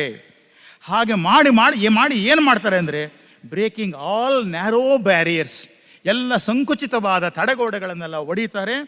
Putting people in his new mould and binding them together with a unique cord of unity. ಆದ್ದರಿಂದಲೇ ಎಲ್ಲ ಜನರನ್ನು ಬೆಸೆಯುವುದು, ಎಲ್ಲ ಚಿಂತನೆಗಳನ್ನು ಬೆಸೆಯುವುದು, ಎಲ್ಲ ಸಾಧನಾ ಪಥಗಳನ್ನು ಬೆಸೆಯುವುದು, ಇದೇ ಮುಖ್ಯವಾಗಿ ಆಗಬೇಕಾಗಿರುವಂಥದ್ದು. ಇದರ ಇನ್ನೊಂದು ಕಲ್ಮಿನೇಷನ್ ನಾವು ನೋಡುವಂಥದ್ದು ವಿವೇಕಾನಂದರ ಪಾರ್ಲಿಮೆಂಟ್ ಆಫ್ ರಿಲಿಜನ್ಸ್. ಅಲ್ಲಿ ನಾವು ಗಮನಿಸ್ತೇವೆ ಏನದು ಅಂತಂದರೆ, ಅವರು ಹೇಳ್ತಾರೆ, ಯಾವ ಧರ್ಮ ಮನುಷ್ಯನನ್ನು ದೇವರನ್ನಾಗಿ ಮಾಡಬೇಕಾಗಿತ್ತೋ ಅದೇ ಧರ್ಮ ಇತಿಹಾಸವನ್ನು ನೋಡಿದ್ರೆ ನಮ್ಗೆ ಗೊತ್ತಾಗತ್ತೆ ರಾಕ್ಷಸನನ್ನಾಗಿ ಕೂಡ ಮಾಡಿದೆ. ಅವರ ಪ್ರಸಿದ್ಧವಾದ ಮಾತುಗಳಿದೆಯಲ್ಲ, ಸಂಕುಚಿತ ಪಂಥಭಾವನೆ, ಸ್ವಮತಾಭಿಮಾನ, ಅದರ ಭೀಕರ ಸಂತಾನವಾದ ಮತಾಂಧತೆ, ಇವು ಈ ಸುಂದರ ಪೃಥ್ವಿಯನ್ನು ಬಹುಕಾಲದಿಂದ ಬಾಧಿಸುತ್ತಿವೆ. ಇವು ಈ ಭೂಮಿಯನ್ನು ಹಿಂಸೆಯಿವೆ, ಅದನ್ನು ಮತ್ತೆ ಮತ್ತೆ ನರರಕ್ತದಿಂದ ತೋಯಿಸಿವೆ, ನಾಗರಿಕತೆಗಳನ್ನು ನಾಶಗೊಳಿಸಿವೆ, ರಾಷ್ಟ್ರಗಳನ್ನೇ ನಿರಾಶೆಯ ಕೂಪಕ್ಕೆ ತಳ್ಳಿವೆ. ಧರ್ಮಾಂಧತೆಯ ಇಂಥ ಭಯಂಕರ ರಾಕ್ಷಸತ್ವ ಇಲ್ಲದಿದ್ದರೆ ಮಾನವ ಸಮಾಜ ಈಗಿರುವುದಕ್ಕಿಂತಲೂ ಎಷ್ಟೋ ಪಾಲು ಮುಂದುವರೆದಿತ್ತು. ಈ ಸತ್ಯವನ್ನು ತೆರೆದಿಟ್ಟು ಈಗ ಆಗಬೇಕಾಗಿರುವಂಥ ಆಧುನಿಕ ಯುಗದ ಆದರ್ಶ ಇಲ್ಲಿ ಮತ್ತೆ ವಿವೇಕಾನಂದರ ಆಕೃತಿಯ ಮೂಲಕ ರಾಮಕೃಷ್ಣರೇ ಮಾತಾಡ್ತಾ ಇದ್ದಾರೆ. ಈಗ ಬೇಕಾಗಿರೋದು ಏನಪ್ಪ ಅಂತಂದರೆ, not mere passive tolerance but positive acceptance. ಕೇವಲ ಸಹಿಷ್ಣುತೆಯಲ್ಲ, ಸ್ವೀಕಾರ ಎಲ್ಲ ಮಾನವತೆಯನ್ನು ಒಗ್ಗೂಡಿಸುವಂಥದ್ದು. ಆದ್ದರಿಂದ ಇವತ್ತು ಧರ್ಮ ಅನ್ನುವುದು ಏನಾದರೂ ಅನುಷ್ಠಾನವಾಗಬೇಕಾದರೆ ಅದು ಯಾವುದರ ಮೂಲಕ ಅಂದರೆ ಭ್ರಾತೃತ್ವದ ಮೂಲಕ, ಸಹೋದರತ್ವದ ಮೂಲಕ. ಹಾಗಾಗಿ ಅಲ್ಲಿ ವಿವೇಕಾನಂದರ ಶಿಕಾಗೋ ಉಪನ್ಯಾಸದ ಕಂಟೆಂಟ್, ವಿಷಯ, ವಸ್ತು ಇದೆಯಲ್ಲ, ಆ ವಸ್ತುವಿಗೂ ಸಂಬೋಧನೆಗೂ ಏನೂ ವ್ಯತ್ಯಾಸವೇ ಇಲ್ಲ. ಸಂಬೋಧನೆ ಮಾಡಿದ್ದೇನಂತ ಅವರು sisters and brothers of America. ಅವರು sisters and brothers of America ಅಂತಲ್ಲದೆ ಬೇರೆ ರೀತಿಯಲ್ಲಿ ಸಂಬೋಧನೆ ಮಾಡೋಕ್ಕೆ ಸಾಧ್ಯವೇ ಇಲ್ಲ. ಯಾಕೆ ಅಂತಂದರೆ ಅಲ್ಲಿರುವ ಸಂದೇಶವೇ ಭ್ರಾತೃತ್ವದ ಸಂದೇಶ. ನೋಡಿ, ಸಹೋದರ ಸಹೋದರಿಯರು ಎಲ್ಲಿರ್ತಾರೆ? ಒಂದೇ ಮನೆಯಲ್ಲಿ ತಾನೆ. Sisters and brothers of America, ಅಮೆರಿಕದಲ್ಲೂ ಇದ್ದಾರೆ. ಇಡೀ ವಿಶ್ವವೇ ಒಂದು ಕುಟುಂಬ. ಆ ವಿಶ್ವದ ಕುಟುಂಬದಲ್ಲಿ ಒಂದು ಪ್ರದೇಶದಲ್ಲಿರುವಂಥ ಅಣ್ಣ ತಮ್ಮಂದರು, ಅಕ್ಕ ತಂಗಿಯರು, ಅವರು sisters and brothers of America. ಆ ದೃಷ್ಟಿಯಿಂದ ನೋಡಿದಾಗ ಧರ್ಮ ವಾಸ್ತವವಾಗುವುದು, ಅನುಷ್ಠಾನಗೊಳ್ಳಬೇಕಾದ್ದು ಯಾವುದರ ಮೂಲಕ ಅಂತಂದರೆ ಮಾನವ ಭ್ರಾತೃತ್ವದ ಮೂಲಕ. ಭ್ರಾತೃತ್ವಕ್ಕೆ ಧಕ್ಕೆ ಬಂದರೆ, ಮನುಷ್ಯರ ನಡುವೆ ಕಚ್ಚಾಟ ಶುರುವಾದರೆ ಅಲ್ಲಿ ಯಾವ ಧರ್ಮವೂ ಇರೋದಕ್ಕೆ ಸಾಧ್ಯ ಇಲ್ಲ. ಆದ್ದರಿಂದ ಹಿಂದೆ ಒಂದು ಕಾಲದಲ್ಲಿ ಬಸವಣ್ಣನ ಕಾಲಕ್ಕೆ ಅಗತ್ಯವಾಗಿದ್ದದ್ದು ದಯವೇ ಧರ್ಮದ ಮೂಲವಯ್ಯ. ಆದರೆ ಇವತ್ತು ಈ ಶತಮಾನದಲ್ಲಿ, ಇವತ್ತು 2024ನೇ ಇಸ್ವಿ ಫೆಬ್ರವರಿ 18ನೇ ತಾರೀಕು ನಮಗೆ ಬೇಕಾಗಿರುವುದು ಯಾವುದಪ್ಪ ಅಂದರೆ ಭ್ರಾತೃತ್ವವೇ ಧರ್ಮದ ಮೂಲವಯ್ಯ. ಇದು ಒಂದು ಮರು ವ್ಯಾಖ್ಯಾನ. ಯಾಕೆಂದರೆ ವಿವೇಕಾನಂದರು ನಮಗೆ ಕೊಟ್ಟದ್ದು ಅದು ಕೇವಲ ಶಿಕಾಗೋದಲ್ಲಿರುವಂಥ ಅಮೆರಿಕರನ್ನ ಸಂಬೋಧನೆ ಮಾಡಿ ಹೇಳಿದ್ದು ಅಲ್ಲ. ಅದು ಕೂಡ ಒಂದು ಸೂತ್ರವಾಕ್ಯ. ಸೂತ್ರವಾಕ್ಯ ಅಂತಂದರೆ ಏನು? ಸಾಮಾನ್ಯವಾಗಿ ಸೂತ್ರದಲ್ಲಿ ನಾವೇನು ಮಾಡ್ತೀವಿ? ಸಬ್ಸ್ಟಿಟ್ಯೂಟ್ ಮಾಡ್ತೀವಿ ಅಲ್ವಾ? a+b² ಅಂತ ಏನೋ ಇದ್ದರೆ ಅಲ್ಲಿ ಅದಕ್ಕೆ ವಿ ಸಬ್ಸ್ಟಿಟ್ಯೂಟ್ ವ್ಯಾಲ್ಯೂಸ್. ಹಾಗೆಯೇ ಇಲ್ಲೂ ಕೂಡ ಅಮೆರಿಕದ ಸಹೋದರ ಸಹೋದರಿಯರೆಂದರೆ sisters and brothers of dash, ಅಲ್ಲಿ ನಾವು ಸಬ್ಸ್ಟಿಟ್ಯೂಟ್ ಮಾಡೋಕ್ಕೆ ಸಾಧ್ಯ ಆಗಬೇಕು. ಆ ಸಿಸ್ಟರ್ಸ್ ಆ್ಯಂಡ್ ಬ್ರದರ್ಸ್ ಆಫ್ ಅಲ್ಲಿ ಯಾವ ಕಾಲ, ಯಾವ ದೇಶ, ಯಾವುದನ್ನು ಬೇಕಾದರೂ ಸಬ್ಸ್ಟಿಟ್ಯೂಟ್ ಮಾಡೋಕ್ಕೆ ಸಾಧ್ಯ ಆಗಬೇಕು. ಆದರೆ ಬಹಳ ಸಲ ಅನಿಸುತ್ತೆ, ಅವತ್ತು ಶಿಕಾಗೋದ ವಿಶ್ವಧರ್ಮ ಸಮ್ಮೇಳನದ ವೇದಿಕೆಯ ಮೇಲೆ ನಿಂತು ವಿವೇಕಾನಂದರು sisters and brothers of America ಅಂತ ಹೇಳಿದ್ರು. ಇವತ್ತು ನಾವು ನಮ್ಮ ಪವಿತ್ರ ಭಾರತದ ಭೂಮಿಯಲ್ಲಿ ನಿಂತು ಎಲ್ಲರನ್ನೂ sisters and brothers of India ಅಂತ ಕರೆಯುವಂಥ ಪರಿಸ್ಥಿತಿ ಇದೆಯೇ? ಹಾಗೆ ಕರೆದಾಗ ಮಾತ್ರ, ಹಾಗೆ ಕರೆಯುವುದಕ್ಕೆ ಸಾಧ್ಯವಾದಾಗ ಮಾತ್ರ ಇದು ಸತ್ಯವಾಗತ್ತೆ. ಹೀಗಾಗಿ ರಾಮಕೃಷ್ಣರು ಒಂದು ವಿಧದಲ್ಲಿ ಎಲ್ಲವೂ ಆಗಿ ಹೇಗೆ ಸರ್ವವ್ಯಾಪಕರಾದರೋ, ಸರ್ವಧರ್ಮ ಸ್ವರೂಪಕರಾದರೋ, ಅವತಾರ ವರಿಷ್ಠರಾದರೋ, ಹಾಗೆಯೇ ಅದನ್ನು ಭ್ರಾತೃತ್ವದ ನೆಲೆಯಲ್ಲಿ ವಾಸ್ತವಗೊಳಿಸಿದ ಸ್ವಾಮಿ ವಿವೇಕಾನಂದರಾದರೆ ಅದಕ್ಕೆ ಇನ್ನೊಂದು ಮುಖ, ಇನ್ನೊಂದು ಆಯಾಮ ನಾವು ನೋಡೋದು ಶ್ರೀಮಾತೆ ಶಾರದಾದೇವಿಯವರಲ್ಲಿ. ಎಷ್ಟೋ ಸಲ ಅನಿಸುತ್ತೆ ಇದನ್ನು ರಾಮಕೃಷ್ಣ ವಿವೇಕಾನಂದ ಯೂನಿವರ್ಸಿಟಿ ಅಂತ ಕರೆಯೋದ್ರೆ ಹಾಗೆ ಕರಿಬಾರ್ದು. ಯಾಕೆಂದರೆ ಈಗ ಯೂನಿವರ್ಸಿಟಿಗಳಿಗೆ ನಾವೆಲ್ಲ ಮೊನ್ನೆ ನೋಡ್ತಾ ಇದ್ವಿ. ಆದರೂ ಅನುಕೂಲಕ್ಕೋಸ್ಕರ, ಅರ್ಥ ಮಾಡ್ಕೊಳ್ಳೋದಕ್ಕೋಸ್ಕರ ಕರೆಯೋಣ. ರಾಮಕೃಷ್ಣ ವಿವೇಕಾನಂದ ಯೂನಿವರ್ಸಿಟಿ ಅಂತ ಏನಾದ್ರು ಇದ್ದರೆ ನಮ್ಮಲ್ಲಿ ಸಾಮಾನ್ಯವಾಗಿ ಈ ಯೂನಿವರ್ಸಿಟಿಗೆ ನಾವು ಎಂಟ್ರಾಗೋದು, ಪ್ರವೇಶ ಪಡೆಯೋದು ಯಾರ ಮೂಲಕ ಅಂತಂದರೆ ವಿವೇಕಾನಂದರ ಮೂಲಕ ಬಹಳಷ್ಟು ಮಟ್ಟಿಗೆ. ಆದರೆ ಅಲ್ಲಿ ಹೋದ ಮೇಲೆ, ಒಳಗಡೆ ಹೋದ್ಮೇಲೆ ನಮಗೆ ಗೊತ್ತಾಗತ್ತೆ ಅದಕ್ಕೆ ಸಂಬಂಧಪಟ್ಟ ತರಬೇತಿ ಸಿಗೋದು ಯಾರಿಂದ? ಪಾಠ ಮಾಡೋರು ಯಾರು? ಗುರುಗಳು ಯಾರು? ಒಳಗೆ ಪರಮಹಂಸರು. ಆಯಿತು, ವಿವೇಕಾನಂದರು ನಮಗೆ ಅಡ್ಮಿಷನ್ನೂ ಕೊಡ್ತಾರೆ, ಪರಮಹಂಸರು ನಮಗೆ ಪಾಠನೂ ಮಾಡ್ತಾರೆ. ಕೊನೆಯಲ್ಲಿ ಪರೀಕ್ಷೆ ಬರುತ್ತೆ. ಪರೀಕ್ಷೆ ಮಾಡೋರು ಯಾರು? ಶ್ರೀಮಾತೆ ಶಾರದಾದೇವಿಯವರು. ಅವರೇ ಎಕ್ಸಾಮಿನೇಷನ್ ಅಥಾರಿಟಿ. ಯಾಕೆ ಅಂತಂದರೆ ನಾವೆಲ್ಲ ಓದಿದ್ದೀವಿ, ವಚನವೇದ ಓದಿದ್ದೀವಿ, ಲೀಲಾ ಪ್ರಸಂಗ ಓದಿದ್ದೀವಿ, ಕಂಪ್ಲೀಟ್ ವರ್ಕ್ಸ್ ಓದಿದ್ದೀವಿ, ಎಲ್ಲ ಗೊತ್ತು. ಅಮ್ಮ ನೀವು ಏನೇ ಕೇಳಿ ಎಲ್ಲ ಉತ್ತರ ಹೇಳ್ತೀನಿ ಅಂತಂದಾಗ ಅವರು ಕೇಳೋ ಪ್ರಶ್ನೆ ಒಂದೇ, ಮಗು ನಿನಗೆ ಈ ಪ್ರಪಂಚದಲ್ಲಿ ಯಾರಾದರೂ ಪರಕೀಯರು ಇದ್ದಾರಾ ಅಂತ. ಸಿಂಪಲ್, ಒಂದೇ ಪ್ರಶ್ನೆ. ಯಾಕೆ ಅಂದರೆ ಶ್ರೀಮಾತೆಯವರ ಇಡೀ ಜೀವನವೇ ಯಾವುದರ ಅನುಷ್ಠಾನ ಅಥವಾ ಯಾವುದರ ನಿರಾಕರಣೆ ಅಂತಂದರೆ ಪರಕೀಯತೆಯ ನಿರಾಕರಣೆ. Nobody is a stranger, make the world your own, the whole world, ಇಡೀ ಜಗತ್ತೇ ನಿನ್ನದು, ಜಗತ್ತೇ ನನ್ನದಾದರೆ ಆಗ ಪರಕೀಯರಾಗೋದಕ್ಕೆ ಹೇಗೆ ಸಾಧ್ಯ ಆಗತ್ತೆ?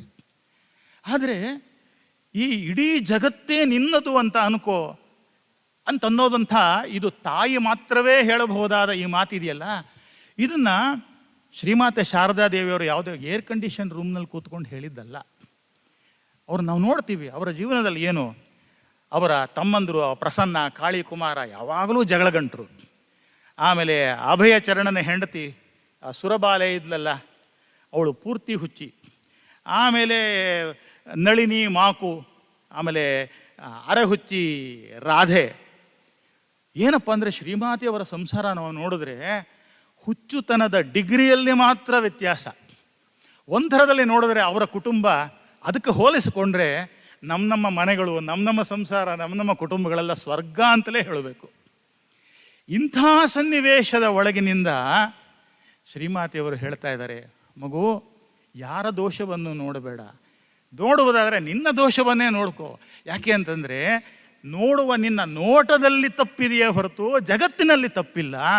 ಯಾಕೆಂದರೆ ಇಡೀ ಜಗತ್ತು ನಿನ್ನದನ್ನಾಗಿ ಮಾಡ್ಕೋ, ಯಾಕೆಂದರೆ ಅದು ದೇವರ ಮನೆ. ಈಗ ಇದು ಗಮನಿಸೋದಿದೆಯಲ್ಲ, ಇದು ಮುಖ್ಯವಾಗಿ ಏನಪ್ಪ ಅಂದರೆ ಇದು ಶ್ರೀಮಾತೆಯವರು ಇದು ಮಾಡುವಂಥದ್ದು. ಆದ್ದರಿಂದ ಅದರ ಒಂದು ಅಲ್ಟಿಮೇಟ್, ಅದರ ತುದಿ ಏನಪ್ಪ ಅಂತಂದರೆ, ಒಂದು ಸಲ ಅವರ ತಾಯಿತನ ಅನ್ನೋದು ಎಲ್ಲಿವರೆಗೆ ಹೋಯಿತು ಅಂತ ಅಂದರೆ, ಒಬ್ಬ ಶಿಷ್ಯ ಕೇಳ್ತಾನೆ, ಅಮ್ಮ ನೀವು ಎಲ್ಲರ ತಾಯಿನ, ಎಲ್ರಿಗೂ ತಾಯಿನ ನೀವು ಅಂದರೆ? ಹೌದು. ಅವರು ಎಲ್ಲರ ತಾಯಿನ ಅಂದರೆ, ನೋಡಿ ಅಪ್ಪ ಶಿಷ್ಯ ನೀನು ಯಾವ ಅರ್ಥದಲ್ಲಿ ಕೇಳ್ತಾ ಇದೆಯೋ ಸ್ವಲ್ಪ ಕ್ಲಾರಿಫೈ ಮಾಡು ಅಲ್ವಾ, ನನಗೆ ಅರ್ಥ ಆಗ್ತಾ ಇಲ್ಲ ಅಂತ ಹೇಳಿದ್ರೆ, ಇಲ್ಲ ನೀವು ಎಲ್ರಿಗೂ ತಾಯಿ, ಎಲ್ರಿಗೂ ತಾಯಿ. ಆಮೇಲೆ ನೋಡ್ದೆ ಅಲ್ಲಿ ಇರುವೆಗಳು ಏನೋ ಹರಿದಾಡ್ತಾ ಇತ್ತು. ಅಮ್ಮ ಈ ಇರುವೆಗಳಿಗೂ, ಹೌದು ಈ ಇರುವೆಗಳಿಗೂ ನಾನು ತಾಯಿ. ಇನ್ನೊಂದು ಸಲ ಅವರ ಪಕ್ಕದಲ್ಲಿ ಒಬ್ಬಳು ಹೆಂಗಸು ಇರ್ತಾಳೆ. ಯಾರೋ ಬಂದವಳು, ಅಮ್ಮ ಇವಳು ಯಾರು ಅಂತಂದರೆ, ಇವಳು ನನ್ನ ಮಗಳು ಅಂತಾರೆ ಅವರು. ಅವಳು ಏನು ಕೇಳಿದ್ಲೋ ಏನೋ ಶಾರದಾ ಮಾತೆ ಅವ್ರ ಬಗ್ಗೆ. ಅಮ್ಮ ಇವಳು ನಿಮ್ಮ ಮಗಳೇ? ಹೌದಮ್ಮ ನನ್ನ ಮಗಳು ಒತ್ತು ಕೊಟ್ಟು ಹೇಳ್ತಾರೆ. ಇಲ್ಲ ಮಗಳ ಥರ ಅನ್ಕೋ ಅಂತ ಕೂಡ ಹೇಳೋದಿಲ್ಲ ಅವರು. ಅವಳು ಮತ್ತೆ ಕ್ಲಾರಿಫಿಕೇಶನ್, ಅಮ್ಮ ನಿಮ್ಗೆ ಎಷ್ಟು ಜನ ಮಕ್ಕಳು? ಜಗತ್ತಿನಲ್ಲಿ ಇರೋರೆಲ್ಲ ನನ್ನ ಮಕ್ಕಳೇ. ಶರತ್ ಹೇಗೋ ಅಂಜದ್ದು ಹಾಗೆ ಅನ್ನೋದು ನಮಗೆ ಗೊತ್ತಿದೆ. ಕೊನೆ ಎಲ್ಲಿವರೆಗೆ ಹೋಯಿತು ಅಂತಂದರೆ, ನೀವು ಶ್ರೀರಾಮಕೃಷ್ಣರನ್ನು ಹೇಗೆ ನೋಡ್ತೀರಿ ಅಂತಂದರೆ, ನಾನು ಅವರನ್ನೂ ನನ್ನ ಮಗುವೆಂದೇ ನೋಡ್ತೀನಿ ಅಂತ ಹೇಳಿಬಿಟ್ರು ಅವರು. ಇನ್ನೊಬ್ಬ ಲಾವಣ್ಯ ಕುಮಾರ್ ಚಕ್ರವರ್ತಿ ಅನ್ನೋನು ಬರೀತಾನೆ, ತಾಯಿ ಅಂದರೆ ನೀವೇ ಏನು ಅಂತ ಕೇಳ್ತಾನೆ ಅವಳು. ಹೌದು ಮಗು ನಾನು ನಿನ್ನ ತಾಯಿ. ನೋಡಿ ಅದರಲ್ಲಿ ಬೇರೆ ಆಸ್ಪದವೇ ಇಲ್ಲ, ಅದರಲ್ಲಿ ಎರಡು ಅರ್ಥ ಬರೋದು ಅಂತ ಇಲ್ವೇ ಇಲ್ಲ. ಹೌದು ಮಗು ನಾನು ನಿನ್ನ ತಾಯಿ ಅಂತಾರೆ. ನನ್ನ ತಾಯಿ? ಹಾಗಾದರೆ ನನ್ನ ತಾಯಿ ಯಾರು? ಹೌದು ನಾನು ನಿಮ್ಮೆಲ್ಲರ ತಾಯಿ. ನಮ್ಮೆಲ್ಲರ ತಾಯಿನ? ಹೌದು ಮಗು ನಾನು ಜಗತ್ತಿನ ತಾಯಿ. ಆದ್ದರಿಂದ ಸಾರಾಂಶ ರೂಪವಾಗಿ ಹೇಳಬಹುದಾದ್ದು ಏನಂತಂದರೆ, ಇವತ್ತು ಶ್ರೀರಾಮಕೃಷ್ಣರ ಮೂಲಕ, ಶ್ರೀಮಾತೆ ಶಾರದಾದೇವಿಯವರ ಮೂಲಕ, ಸ್ವಾಮಿ ವಿವೇಕಾನಂದರ ಮೂಲಕ ಒಂದು ಹೊಸ ಏನು ಹೇಳ್ಬೋದು ಅಂದರೆ, ನಾನಿಲ್ಲಿ ನಮ್ಮ ಪೂಜ್ಯ ಸ್ವಾಮಿ ನಿತಸ್ಥಾನಂಜಿ ಮಹಾರಾಜ್ ಅವರ ಒಂದು ಚಿಂತನೆಯ ಭಾಗವನ್ನು ಉಪಯೋಗಿಸ್ಕೊಳ್ಳೋದಕ್ಕೆ ಇಷ್ಟಪಡ್ತೇನೆ. ಅವರು ಹೇಳ್ತಾರೆ, ಇವತ್ತು ಹೊಸ ಪ್ರಸ್ಥಾನತ್ರಯ ಸ್ಥಾಪಿತವಾಗಿದೆ ಅಂತ. ಪ್ರಸ್ಥಾನತ್ರಯ ಅಂದರೆ ಗೊತ್ತಲ್ವಾ? ನಾವು ಉಪನಿಷತ್ತುಗಳು, ಬ್ರಹ್ಮಸೂತ್ರಗಳು, ಭಗವದ್ಗೀತೆ ಇದೆಯಲ್ಲ, ಇದನ್ನು ಪ್ರಸ್ಥಾನತ್ರಯ ಅಂತ ಕರೀತೇವೆ. ಇದಕ್ಕೆ ಎಲ್ಲ ಆಚಾರ್ಯರು, ಶಂಕರ, ರಾಮಾನುಜ, ಮಧ್ವ, ನಿಂಬಾರ್ಕ, ಬೇರೆ ಬೇರೆಯವರೆಲ್ಲರೂ ಕೂಡ ಏನು ಭಾಷ್ಯಗಳನ್ನೆಲ್ಲ ಬರೆದ್ರು. ದ್ವೈತ, ಅದ್ವೈತ, ವಿಶಿಷ್ಟಾದ್ವೈತ, ಹಿಂಗೆ ಬೇರೆ ಬೇರೆದೆಲ್ಲ ಆಯ್ತಲ್ಲ. ನಿತ್ಯಸ್ಥಾನಂಜಿ ಅವರ ಅಬ್ಸರ್ವೇಷನ್ ಎಷ್ಟು ಸೂಕ್ಷ್ಮವಾಗಿದೆ ಅಂದರೆ, ಇದು ಹೊಸ ಪ್ರಸ್ಥಾನತ್ರಯ. ಏನಪ್ಪ ಅಂತಂದರೆ, ಇಲ್ಲಿ ಶ್ರೀರಾಮಕೃಷ್ಣರಿದ್ದಾರಲ್ಲ, ಅವರು ಶ್ರುತಿ ಪ್ರಸ್ಥಾನ ಅಂತೆ ಉಪನಿಷತ್ತುಗಳು. ಸ್ವಾಮಿ ವಿವೇಕಾನಂದರದು ಯುಕ್ತಿ ಪ್ರಸ್ಥಾನ, ರೀಸನ್, ಬ್ರಹ್ಮಸೂತ್ರಗಳು. ಶ್ರೀಮಾತೆಯವರದು ಭಗವದ್ಗೀತೆಗೆ ಹೋಲಿಸಬಹುದಾದರೆ ಸ್ಮೃತಿ ಪ್ರಸ್ಥಾನ ಅಥವಾ ಅನುಭೂತಿ ಪ್ರಸ್ಥಾನ ಅಂತ ಕರೀತಾರೆ ಅವರು. ಪ್ರಾಕ್ಟಿಕಲ್ ಆಗಿರುವಂಥದ್ದು, ಪ್ರಾಕ್ಟೀಸ್ ಅಂತ. ಹೀಗಾಗಿ ಈ ಹೊಸ ಪ್ರಸ್ಥಾನತ್ರಯ ಮತ್ತು ಅದರ ಅಧಿಷ್ಠಾತೃಗಳಾದ ದಿವ್ಯತ್ರಯರು ನಮ್ಮ ನಡುವಿನ ಎಲ್ಲ ಭೇದ ಭಾವವನ್ನು, ಸಂಕುಚಿತತೆಯನ್ನು, ದ್ವೇಷವನ್ನು, ಮತಾಂಧತೆಯನ್ನು ನಿವಾರಣೆ ಮಾಡಿ ನಾವೆಲ್ಲರೂ ಮತ್ತೆ ಈ ದಿವ್ಯತ್ರಯರ, ಅಷ್ಟೇ ಏಕೆ ಎಷ್ಟೆಷ್ಟು ಅವತಾರಗಳು ಬಂದಿವೆಯೋ, ಎಷ್ಟೆಷ್ಟು ಬರಲಿವೆಯೋ, ಆ ಎಲ್ಲದರ ಸಿಸ್ಟರ್ಸ್ ಆ್ಯಂಡ್ ಬ್ರದರ್ಸ್, ಸಹೋದರ ಸಹೋದರಿಯರಾಗಿ ಬಾಳುವ ಹಾಗೆ ಅನುಗ್ರಹಿಸಲಿ ಅಂತ ಪ್ರಾರ್ಥನೆ ಮಾಡುತ್ತಾ, ಈ ಅವಕಾಶಕ್ಕಾಗಿ ನಾನು ಎಲ್ಲರಿಗೂ ವಂದಿಸಿ ನನ್ನ ಮಾತುಗಳನ್ನು ಮುಗಿಸ್ತೇನೆ. ನಮಸ್ಕಾರ.